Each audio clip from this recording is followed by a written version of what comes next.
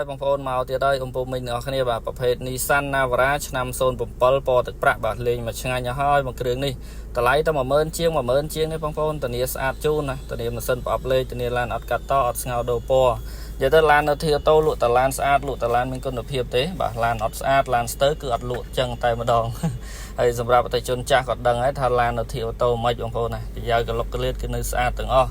ចឹងឧបមិញដែលមានតម្រូវការចង់បានប្រភេទ Navara បាទអាចតាក់ទងមកបានទាំងអស់គ្នាស្តុកថ្មីបងប្អូនណាហើយសម្រាប់ពុកម៉ែបងប្អូនគាត់អត់ចេះមើលឡានបងប្អូនអត់ភ័យអត់ព្រួយអត់ឲ្យបងប្អូនបារម្ភទេបងប្អូនមកដល់ក្រាស់ឡានធីអូតូហើយអត់មានឲ្យបងប្អូនភ័យខ្លាចទិញឡានអត់ស្អាតចំឡានប៉ះកាត់តដូរពណ៌គឺអត់ទេបងប្អូនណាធានាទាំងគុណភាពធានាទាំងតម្លៃបាទច្បាស់លាស់បងប្អូនហើយបាទមើលតែដែកសាក់ស៊ីទៅគឺស្អាតអត់ឲ្យពុកម៉ែបងប្អូនខកបំណងទេទៅសេកដាស់ធានាជូនត្រឹមត្រូវចង់លក់ចង់ដូរខាត់10ឬ 15% វិញចឹងបងប្អូនដែលមានតម្រូវការបាទចង់បានប្រភេទ Navara មួយគ្រឿងនេះបាទប្រភេទប្រើម្សុទ្ធអាចតាក់ទងមកបានទាំងអស់គ្នាបងប្អូនណាបាទគឺក្នុងក្រៅអីស្អាត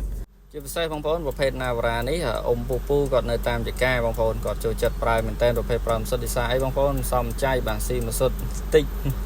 ហើយបើនិយាយទៅគឺគុណភាពវាគឺប្រើល្អបងប្អូនប្រភេទប្រើម្សុទ្ធប្រភេទ Nissan នេះសាច់ដៃក្លុកក្លៀតស្អាតបងប្អូនក៏ចេះមើលឡានក៏អាចមើលបានដែរបងប្អូនមានការធានាជូនត្រឹមត្រូវណាដូចនិយាយពីខាងដើមអញ្ចឹងហើយលេងជាគៀងគុជលេងអីឲ្យបងប្អូនឡានយកទៅអត់ពិបាករៀបចំអីទៀតទេអញ្ចឹងបងប្អូននៅមានបរិការអាច